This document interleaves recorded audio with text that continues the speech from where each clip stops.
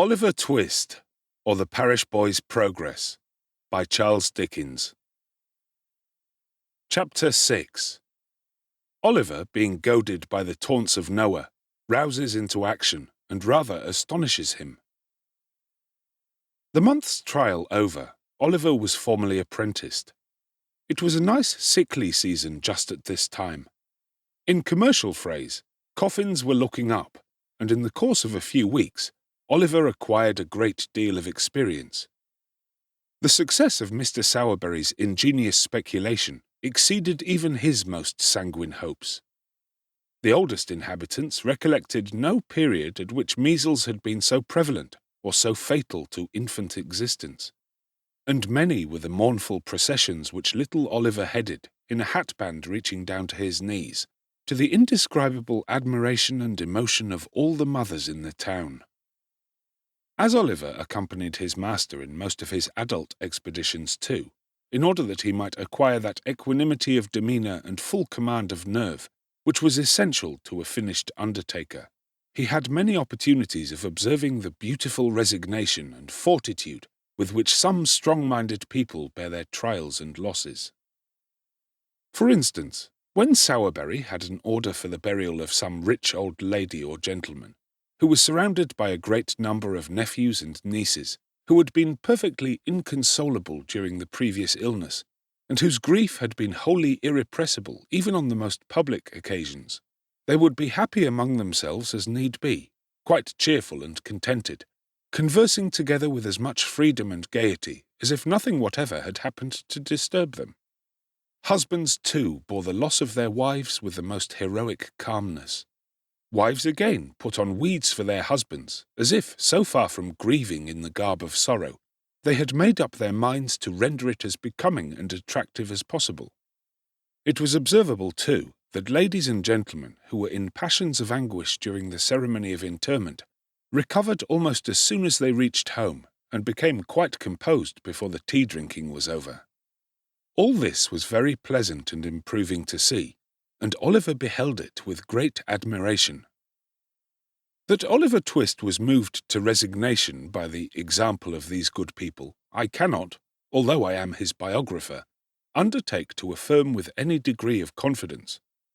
But I can most distinctly say that for many months he continued meekly to submit to the domination and ill-treatment of Noah Claypole, who used him far worse than before, now that his jealousy was roused by seeing the new boy promoted to the black stick and hatband, while he, the old one, remained stationary in the muffin cap and leathers. Charlotte treated him ill because Noah did, and Mrs. Sowerberry was his decided enemy because Mr. Sowerberry was disposed to be his friend. So, between these three on one side and a glut of funerals on the other, Oliver was not altogether as comfortable as the hungry pig was when he was shut up by mistake in the grain department of a brewery.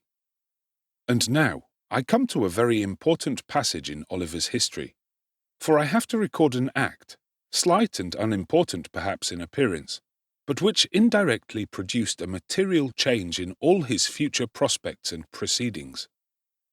One day, Oliver and Noah had descended into the kitchen at the usual dinner hour to banquet upon a small joint of mutton, 1.5 pounds of the worst end of the neck.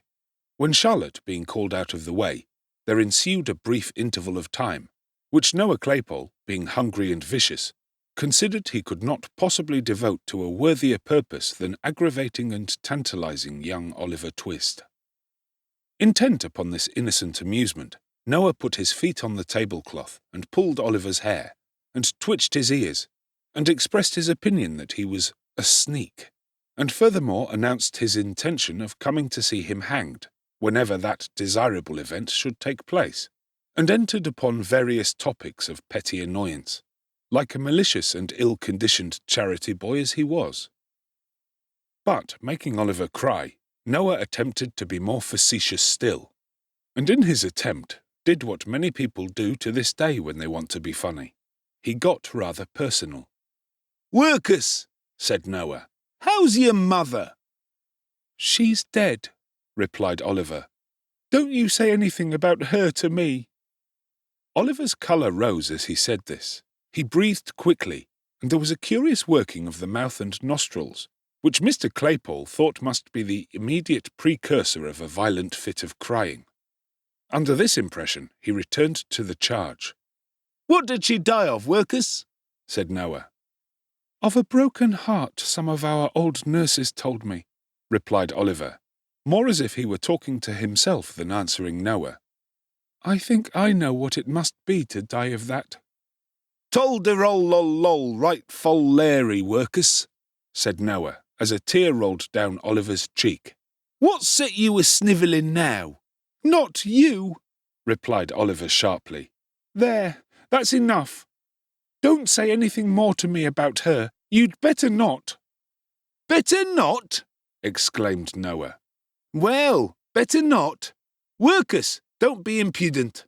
Your mother, too. She was a nice un, she was. Oh, law!"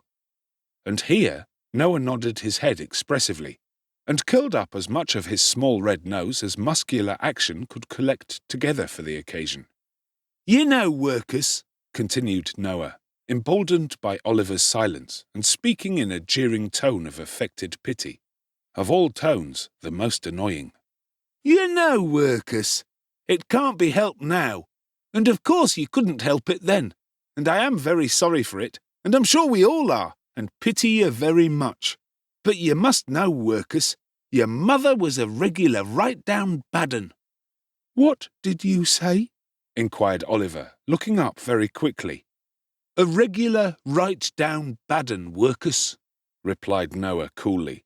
"And it's a great deal better, Workus, that she died when she did, or else she'd have been hard labouring in Bridewell, or transported, or hung, which is more likely than either, isn't it?" Crimson with fury, Oliver started up, overthrew the chair and table, seized Noah by the throat, shook him in the violence of his rage till his teeth chattered in his head, and collecting his whole force into one heavy blow, felled him to the ground. A minute ago, the boy had looked the quiet child, mild, dejected creature that harsh treatment had made him. But his spirit was roused at last. The cruel insult to his dead mother had set his blood on fire. His breast heaved, his attitude was erect, his eye bright and vivid. His whole person changed as he stood glaring over the cowardly tormentor, who now lay crouching at his feet, and defied him with an energy he had never known before. "He'll murder me," blubbered Noah. "Charlotte! Mrs! Is the new boy a murdering of me? Help! Help! Oliver's gone mad! Charlotte!" Noah's shouts were responded to by a loud scream from Charlotte and a louder from Mrs. Sowerberry, the former of whom rushed into the kitchen by a side door, while the latter paused on the staircase till she was quite certain that it was consistent with the preservation of human life to come further down. "Oh, you little wretch!" screamed Charlotte, seizing Oliver with her utmost force, which was about equal to that of a moderately strong man in particularly good training. "Oh, you little ungrateful, murderous, horrid villain!" And between every syllable, Charlotte gave Oliver a blow with all her might, accompanying it with a scream for the benefit of society.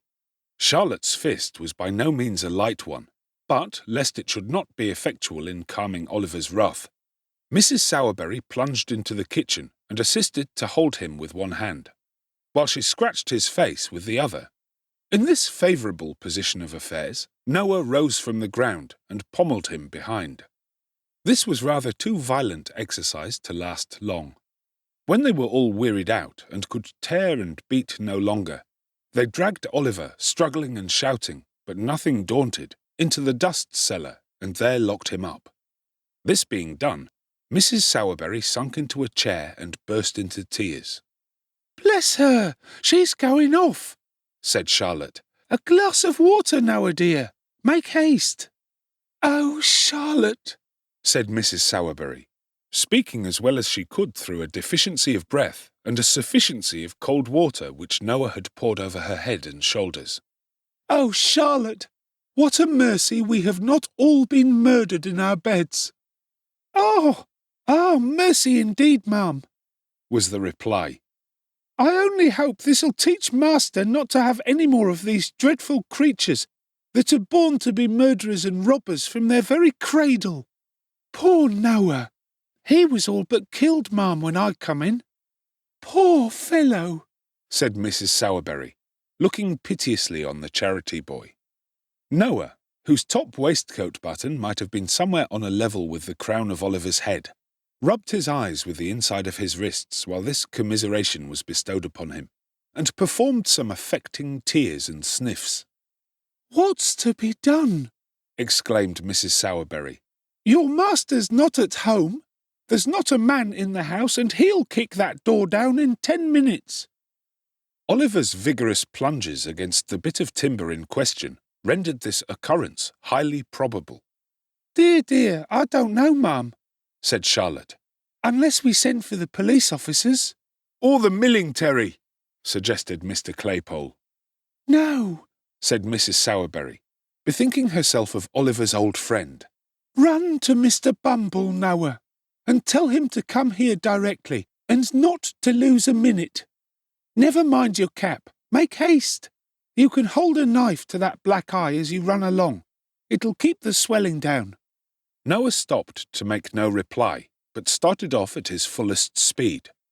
And very much it astonished the people who were out walking to see a charity boy tearing through the streets pell-mell, with no cap on his head and a clasp knife at his eye.